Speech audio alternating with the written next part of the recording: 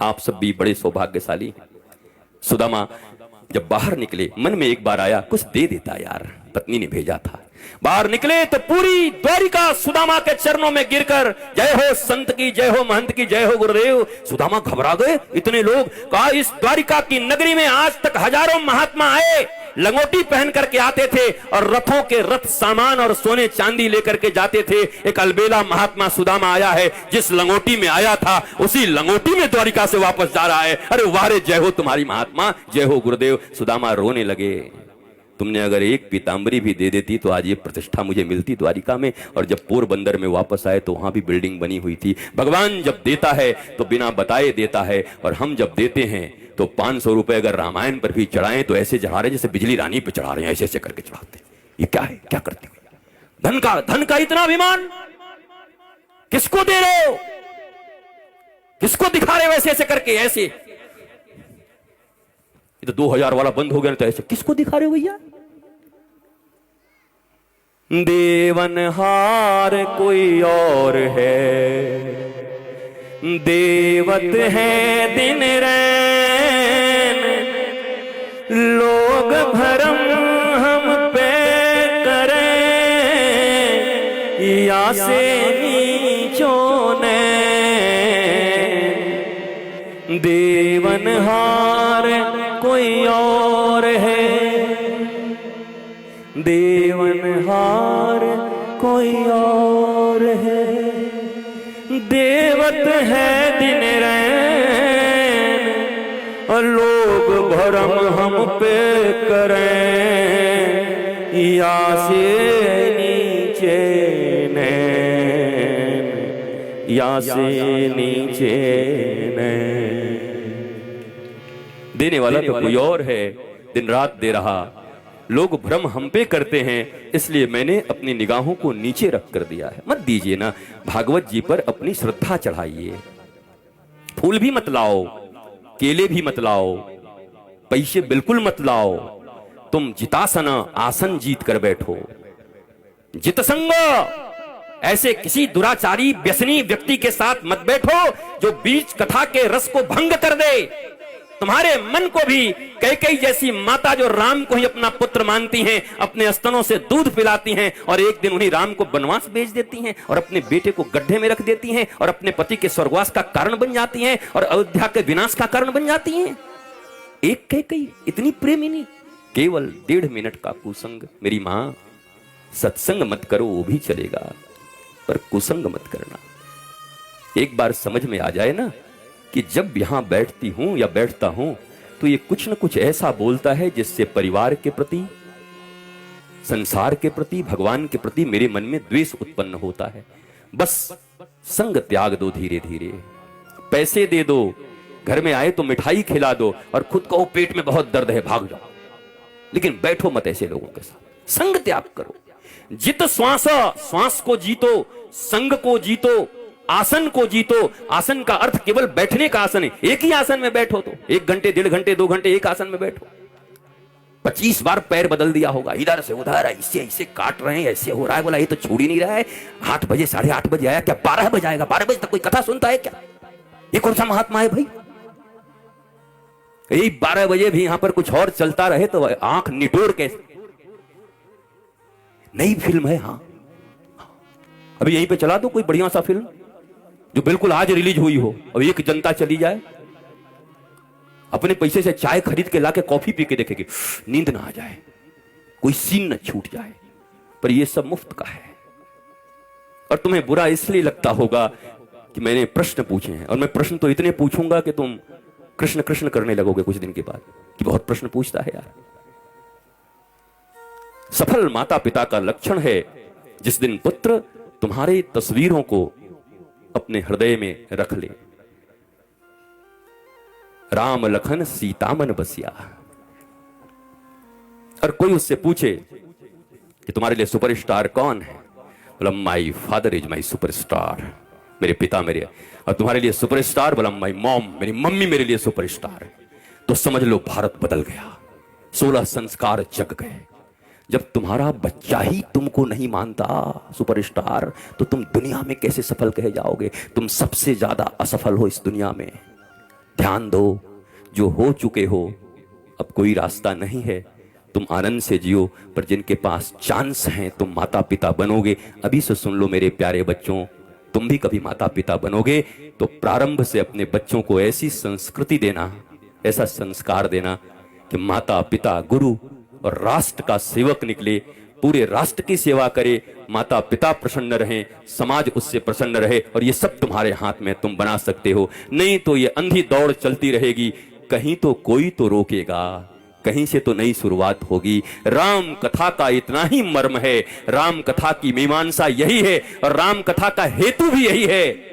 और राम कथा तुम हमसे ज्यादा जानते हो और एक एक चौपाई जानते हो। भारत के हर व्यक्ति तुलसीदास जी ने इतना सहज कर दिया, सभी जानते हैं, पर उसके मर्म को न समझा। मेरे गुरुदेव सदा कहा करते, धर्म न जाने मर्म न जाने और धर्म बखाने। मर्म को जानता नहीं और धर्म का व्याख्यान दे रहा है। तो इसलिए मैं हाथ जोड़कर आप सबसे निवेदन करूंगा, कल और परसों 2 दिन और ऐसे बैठोगे तो कौन करेगा। ऐसे जमाजम भरे रहो, आनंदित रहो, ऐसे स्टैंड बाई होकर के बैठे रहो कि आज तो पूरा कथा पी करके जाऊंगा यहां से। एक दिन न खाऊंगा तो चलेगा, एक दिन 2 घंटे कम सोऊंगा, कम दिन नहीं सोए हो, पता नहीं कौन कौन से कर्म में तो सोए नहीं हो, कौन कौन से कर्म करने के लिए तो रात रात भर जगे हो, कहां कहां भागे हो। अभी कोई बता दे कि 2.5 घंटे कथा सुनने के बाद कथा के बीच में ही 5-5 करोड़ का चेक मिलेगा, पर बीच में मिलेगा जिसका ध्यान लगा रहेगा। मजाल है कि किसी का ध्यान हट जाए, सब 4-4 आंख लेके इसे देखेंगे। देखिए टीवी का कैमरा चलाइए, मेरा आंख देखिए, एकदम ध्यान से देखेंगे। पाप बड़ा ना भैया, सबसे बड़ा रुपया, ताता थैया ताता थैया। भगवान से भी बड़ा जब वही है तो भगवान की कथा क्यों सुनने आए हो। तो जाओ ना किसी रुपया का कथा सुनो, और रुपया भगवान का पीछे चित्र लगे, बोलो रुपया भगवान की, रुपया महाराज की, रुपया बाबा की, वहां जाओ ना, यहां क्या है। ध्यान देना, लक्ष्मी वही टिकती हैं जहां नारायण रहते हैं। लक्ष्मी बहुत चंचला है, कभी किसी के पास नहीं रही, पर एक जगह वो अचंचल है। कहां? बोला क्षीर समुद्र में जब भगवान सोए रहते हैं तो लक्ष्मी दोनों पांवों को लेकर के अचंचल होकर एकदम स्थिर होकर चरण चापन करती रहती है। लक्ष्मी का वाहन क्या है? अगर बिना नारायण के बुलाओगे तो लक्ष्मी अपने वाहन से आएगी, वो तो चंचला है, नारायण के पास चली जाएगी, वाहन छोड़ जाएगी। और ज्यादातर लोगों की हालत वही है, लक्ष्मी वाहन हो गए। तो हम सीधा नहीं बोल सकते आपको, अब लक्ष्मी वाहन क्या होता है समझ लो। क्या है बोलो, अपने मुंह से बोलो, जोर से बोलो। उल्लू। हाँ आपने कहा, मैंने नहीं कहा। तो लक्ष्मी का वाहन है वो आउल। वो जब अकेले आती हैं तो मनुष्य के बुद्धि पर अपने वाहन को छोड़ करके खुद नारायण के पास चली जाते हैं, और आदमी को फिर कुछ दिखाई नहीं पड़ता। सबको दिन में दिखाई पड़ता है, उसको रात में दिखाई पड़ता है, मतलब उसकी चाल उल्टी हो जाती है। ऐसे लोग जिनके पास धर्म सम्मत धन नहीं है, धर्म अर्थ काम मोक्ष ये चतुर्विध पुरुषार्थ हैं सनातन धर्म के, लेकिन अब क्या हो गया, धर्म गायब हो गया, मोक्ष गायब हो गया, केवल अर्थ और काम, डिजायर्स, इच्छाएं, वासना और केवल पैसे, ये 2 चीजें हैं। याद रखना, गंगा जी की आरती होती है कब तक? गंगा जब तक अपने किनारों में बहती हैं। कभी काशी चले जाओ, गंगा जी में जब बाढ़ आती है और लोगों के घरों में घुस जाती हैं तो वही गृहणियां उनको झाड़ू मार के बाहर निकालती हैं। एक बाबा जी ने पूछा, गंगा जी को झाड़ू मार रही है, पाप कर रही है? बोला तो गंगा जी घरे में घुसी हैं तो क्या इनकी आरती करब, झाड़ू मारो। घर में क्यों घुस गई? जब दोनों किरानों के बीच गंगा जी रहती हैं तो सारी दुनिया उनकी आरती करती है, पर जब अपनी मर्यादा को गंगा जी भी तोड़ देती हैं तो लोग झाड़ू मारकर बाहर निकालना चाहते हैं। तो ये धर्म, अर्थ, काम और मोक्ष, ये धर्म और मोक्ष दोनों किनारे हैं। अर्थ और कामना की नदी इन दोनों किनारों के बीच बहती रहे तो तुम पूजे जाओगे, और अगर ये मर्यादा धर्म और मोक्ष का टूट गया, केवल कामना और पैसा रह गया, तो झाड़ू मारकर इस संसार से एक दिन निकाल दिए जाओगे। कहीं कोई प्रतिष्ठा नहीं होगी, वहां भी कोई प्रतिष्ठा नहीं मिलेगी। इसलिए 2 किनारों के बीच चलना, धर्म और मोक्ष के बीच में अर्थ भी जरूरी है। आप माया त्यागने को बोलते हैं, मत त्यागो माया, हेलीकॉप्टर खरीदो हम तो कह रहे हैं, ताए त्यागोगे। राम जी पुष्पक विमान पर चलते थे, हम क्यों कहेंगे तुम माया त्यागो? माया त्यागने का अर्थ धन से कोई उसका अर्थ नहीं है, आसक्ति नहीं होनी चाहिए। जो कुछ है उसका सदुपयोग करिए। चला गया तो राम जी का है, आ गया तो राम जी का प्रसाद है। ऐसी दिव्य संतोष की भावना हो तो सुदामा की तरह रहते हुए भी मस्त रह सकते हो, और नहीं तो रावण की तरह होकर के भी रोज रोते रहोगे। सोना भी होगा पर रोते रहोगे और लोगों को रुलाते रहोगे। यही है राम कथा। आज तो भूमिका बनाने की तैयारी कर रहा हूं। भूमिका न बने तो कथा कहने में बड़ी तकलीफ होती है। वक्ता की भूमिका कुछ और हो और श्रोता किसी और भूमि पर बैठा हो तो नहीं हो सकता। जब हवाई जहाज में तुम कभी चढ़ते होगे तो देखते होगे तुम्हारी ये दामोदर नदी, ये गंगा नदी जहां से गुजरते होगे तो छोटी छोटी नालियों की तरह लगती है ऊपर से, और नीचे जब कोई छोटा बच्चा जो कभी हवाई जहाज पर नहीं चढ़ा नदी के किनारे है ऊपर चिड़िया चिड़िया जा रहा है, चिड़िया बोला चिड़िया नहीं उसमें 500 लोग बैठे हैं, हमको मूर्ख बना रहा है, इतना बड़ा उसमें 500 लोग कैसे बैठेंगे। देखो ये बच्चा भी देख रहा है उसको चिड़िया की तरह, पर वो चिड़िया की तरह है नहीं, उसमें कितने लोग बैठे वो कितना विशाल है। और ऊपर जो पहली बार चढ़ा है और नीचे गंगा जी को नाली कह रहा है, वो ऊपर है उस तल पर खड़ा नहीं है। दूरी के कारण गंगा जी नाली दिखाई पड़ रही हैं और दूरी के कारण इसको इतना बड़ा जहाज चिड़िया दिखाई पड़ रहा है। गुरुदेव के दिए आसन पर जिस दिन बैठ जाओगे उस दिन तुम्हें भी भगवान का साक्षात दर्शन हो जाएगा, और नहीं तो तुम भी पता नहीं कितने कितने मिजरेबल लाइफ जियोगे, कितनी कितनी कंफ्यूजन होगी। नहीं जी हम सत्य बोलते हैं, हमने देखा। तुम्हारी आंखें सत्य नहीं देखती, चमड़े की आंखें ज्ञान देखता है। शंकर जी के तीसरे नेत्र किसको कहते हैं? ये ज्ञान नेत्र है। केवल शिव जी के पास 3 नेत्र नहीं है, तुम भी शिव जी की संतान हो। हम ब्रह्मास्मि शिवोहम शिवोहम, सनातन धर्म इसकी उद्घोषणा करता है। तुम्हारे तीसरे नेत्र कहां है? वो तो बचपन में स्कूल जाते थे तो लोग कहते थे ऐसे से रगड़ोगे तो तीसरा नेत्र आ जाएगा, गुठली आ जाती थी। तीसरा नेत्र ज्ञान का होता है, knowledge. The beginning of real spiritualism is who am I, why I am here, what I am doing। Spiritualism यही है, मैं कौन हूं, क्यों इस पृथ्वी पर आया हूं, क्या करना था, क्या कर रहा हूं। अगर मैं सही राह पर हूं तो मेरे मन में अशांति क्यों है?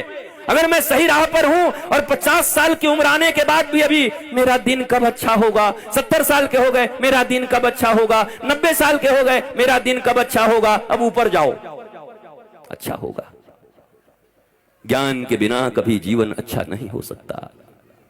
अज्ञानी रहोगे, पग पग पर धोखे खाओगे, ठगे जाओगे, रोओगे, रुलाओगे, अपनी संतानों की रक्षा न करोगे बल्कि उन्हें भी नरपिशाचों की तरह बना दोगे। अरे बनाओ ध्रुवना, बनाओ विवेकानंद, बनाओ शिवाजी, बनाओ प्रहलाद, बनाओ मीरा, बनाओ मदालसा, क्यों नहीं बनाती अपनी संतानों को? क्यों परेशान हो अपनी संतानों से, क्यों परेशान हो अपने घर वालों से? केवल अज्ञानता के कारण ये 3 दिन की राम कथा तुम्हें कुछ और नहीं देगी। पर ये पक्की बात मैं कहता हूं और भगवान राम को साक्षी मानकर कहता हूं, अगर ध्यान से आकर के बैठकर पूरे परिवार के साथ सुने तो तीसरे दिन तुम्हें भी यहां से तीसरा नेत्र मिलेगा। वे ज्ञान का नेत्र तुम्हारे समस्त दुखों का हरण करेगा। चीजें वैसे ही रहेंगी, तुम मस्त हो जाओगे। ये सृष्टि नहीं बदलेगी, तुम्हारी दृष्टि बदल जाएगी। ये गाने ऐसे ही भौंडे बजते रहेंगे। शादियों में जाओगे तब भी फिल्मी गाने बजेंगे, बारातों में जाओगे तब भी फिल्मी गाने बजेंगे। तुम्हारे बच्चों के मोबाइल में फिल्मी अश्लील गाने भरे हुए हैं, कहां कहां रोकोगे? उनको सुनने से रोक नहीं सकते, नहीं रोको। फिल्मी गाने बेकार नहीं होते, बस उनकी दृष्टि अगर बदल जाए। कोई यहां से गाता है बैठ करके, हम तुम्हें चाहते हैं ऐसे, मरने वाला कोई जिंदगी चाहता हो जैसे। अब तुमको अगर जीनत तमान और फिरोज खान याद आ जाए तो तुम बेकार बर्बाद हो गए। पर ये गाना गाते समय हम तुम्हें चाहते हैं ऐसे, अब ये गाना किसके लिए गाएगा साहब? क्या इस गाने और भजन में अंतर है? मुझे सिखाओ। मुझे सारी दुनिया में इसी के लिए जाना जाता है कि 36-36 घंटे एक एक गानों पर मैंने बोल करके वेद के श्लोकों से उसको प्रमाणित किया है, रामायण के चौपाइयों से उसको प्रमाणित किया है। ये फिल्मी गाने भी तुम्हारे जीवन में धर्म के कारण बन सकते हैं, तुम्हारे जीवन में ईश्वर के प्रेम के कारण बन सकते हैं। ये गाना गाते समय हीरो हीरोइन कोई और नहीं, हमारे हीरो तो भगवान श्री राम और हमारी हीरोइन जानकी माता है, राधा रानी है। अगर ये भावना हो तो हर गाना भजन बन सकता है, और अगर ये भावना हीरो हीरोइन की हो तो हर भजन तुम्हारे लिए अश्लील गाने बन सकते हैं। ये अ से लेके ज्ञ तक इतने ही लेटर्स हैं, A to Z। इसी में वेद लिखे गए हैं, इसी में गालियां हैं। दृष्टि बदलनी है।